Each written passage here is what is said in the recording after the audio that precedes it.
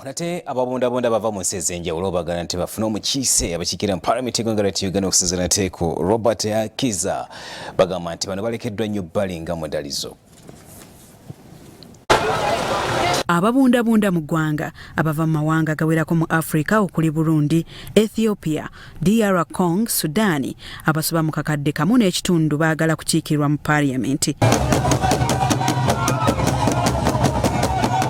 Basinzidde ensambya mu Kampala ne bagamba nti ensonga zaabwe eziwerako zifutankibwa olw'obutaba na bwogerero.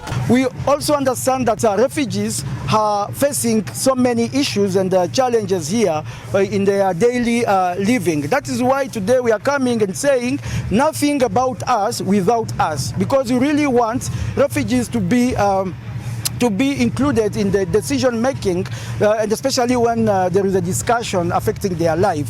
That's going to make sure that all the big challenges that refugees are facing, they are really put on the table, and the refugees are around the table to discuss and try to be part of the decision when it comes to those decisions.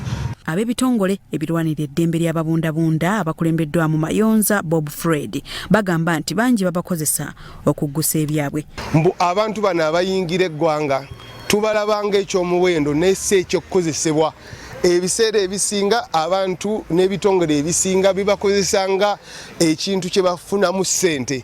Most of the time they plan for us and they don't consult us before consulting, and that is the reason why we came up with this theme of the year, nothing about us without us.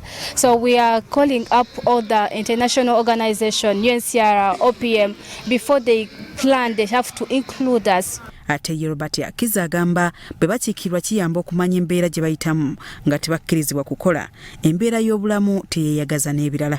Calling on also the inclusion of young people, thinking about the young persons who have been left behind for a really long time, considering the education, considering the recreation, considering also opportunities that help them rebuild themselves and also grow as individuals. Bya Wanduru Bone, Sauti TV, Omunyo.